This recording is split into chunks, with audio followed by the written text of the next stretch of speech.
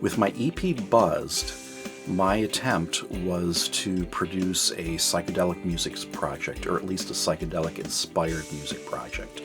I wasn't quite sure if I could hit it on the nail, but I made the best attempt I could. So it started with that concept in mind, and once I started recording, that was probably the biggest challenge for me, because a lot of the songs I finished them, or at least thought I had finished them, listened back to them, and they weren't quite there, so I had to add some things that I thought made it a little bit, pushed it in that direction.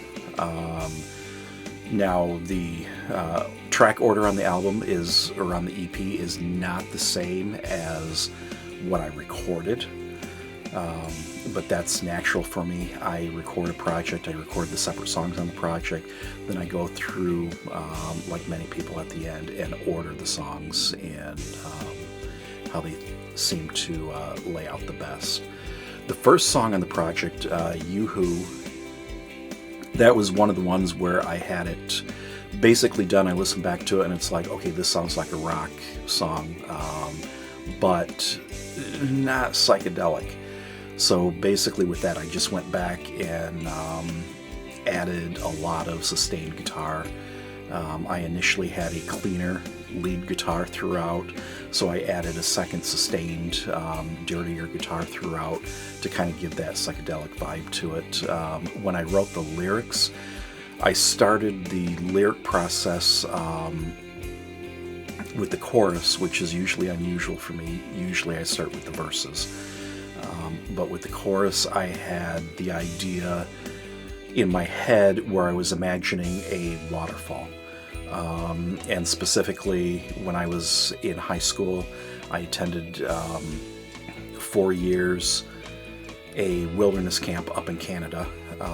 And there was a waterfall up there. It was on the Montreal River.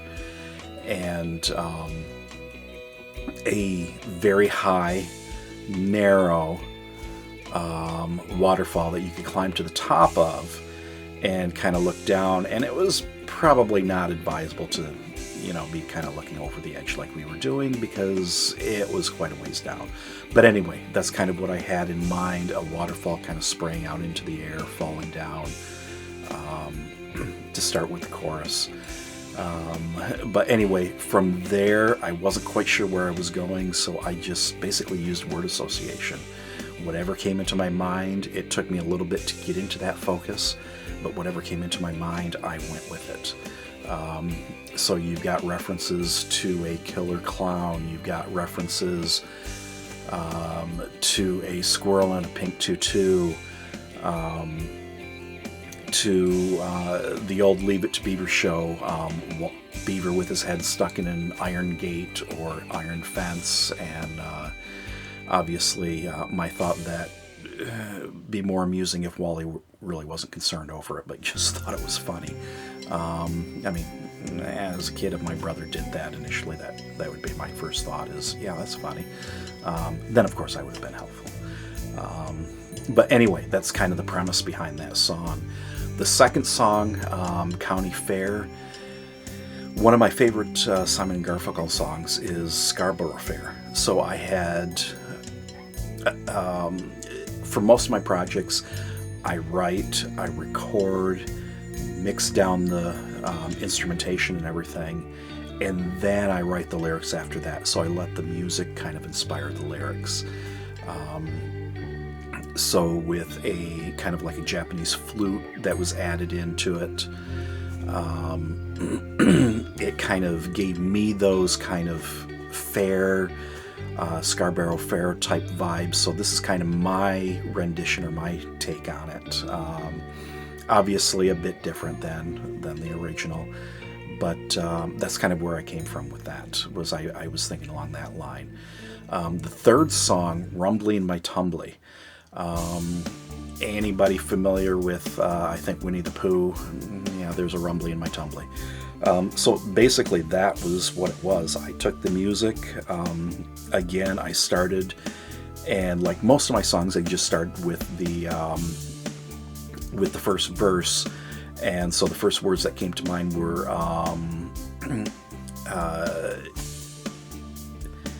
in the 100 acres, and then thinking about Pooh and Piglet strolling through. So it's basically a song about Winnie the Pooh and his friends, and Winnie the Pooh, as he always is hungry for honey, and wants honey, and it's about his friends getting him the honey. Nothing really deep there. The fourth song, Pitter Patter on My Roof, that came more because the effect pedal I was using was a delay pedal, and the delay I had set up with it kind of gave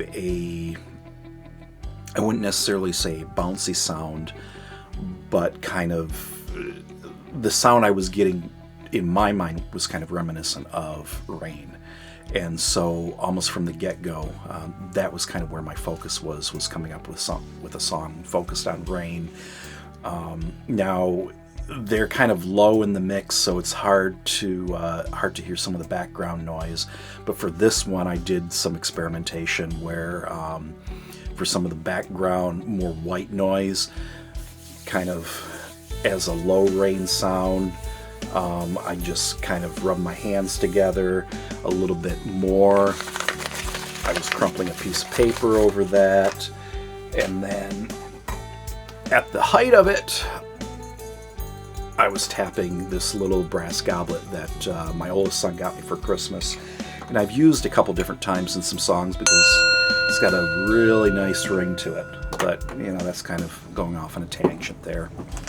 But anyway, basically the song is about and ignore that was just a truck going by early in the morning. They make a lot of noise. If it shows up, I'm sure it's going to show up at some point in the background on this, but oh well. This isn't meant to be spit and polished. So anyway, the focus on it was rain, a rainy day, and rainy days are some of my favorite days. Obviously, I wouldn't want it to rain all the time, but my favorite time is a dark, stormy night. But I really like slow, quiet, rainy days where you just kind of have that rain sound in the background. Really like that. So anyway, then the final song on the EP is called Nolan Willie. I actually wrote that song back in the early 90s at a music festival down in southern Illinois. I attended it a couple times with some friends. This was the second time I attended, and before getting there, it had rained and rained and rained. So everything was just a big muddy mess. Everybody's camping. I'm sure there were plenty of people who had hotels someplace, but college students, we weren't getting hotels. We were just camping out, sleeping in cars, whatever. But anyway, when I got there, I wasn't there to witness it. But when I got there, two of my friends, Noel and Mike, who for whatever reason, Noel always called Mike Willie. So we called it, Noel and Willie. That's where the song comes from. But Noel had decided to get a cup, fill it with mud, make a sign saying mud for sale, kind of a big joke. There's mud everywhere. But anyway, that's just where it came from. And so at the music festival, we, during one of the downtimes in between some of the concerts, I had taken my guitar with me, and I sat down and I wrote this song.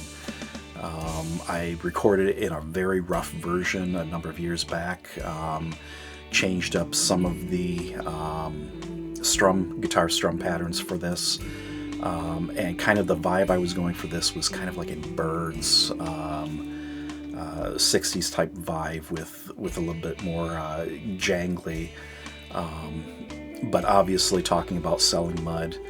I thought would kind of, again, get a little bit more psychedelic. So overall, the EP I wouldn't call heavy psychedelic, which is why I like to term it psychedelic inspired.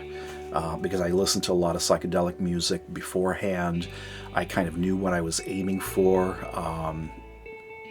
I wouldn't necessarily say, again, that I nailed it. You can let me know if I did or not. But that was the goal behind it, was a psychedelic-inspired music project put out as a 5-song EP.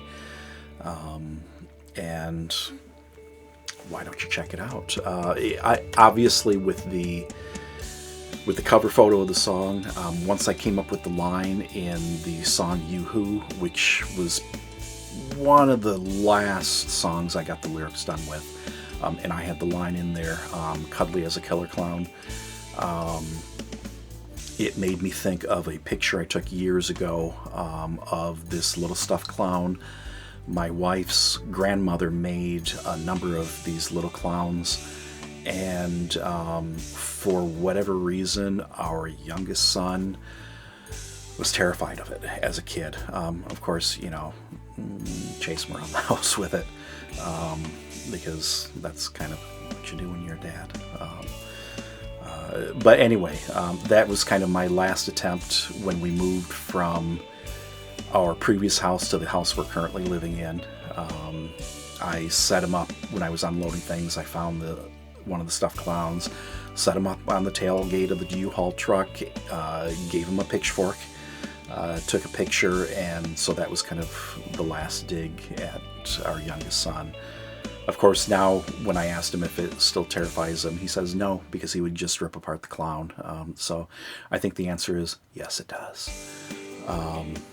But anyway, that's my project, Buzzed. Oh, before I forget, Buzzed. My wife came up with the name. She comes up with the names for basically all my projects. I think there's only one of my music releases, an EP, Ghosts of Summer. That one was the only one that I came up with the name for. She's come up with all the others. She likes short, concise, verby type names. So she likes one-word one-word project titles. And so that's what she came up with when I told her it needed to be psychedelic inspired. Might have been a little bit difficult for her because psychedelic music is not really her cup of tea at all. Her response to this project was, well, as long as you like it, which kind of, let me know where it stood with her. So it's not going to be on her playlist anytime soon. So anyway, that is it. My project Buzzed.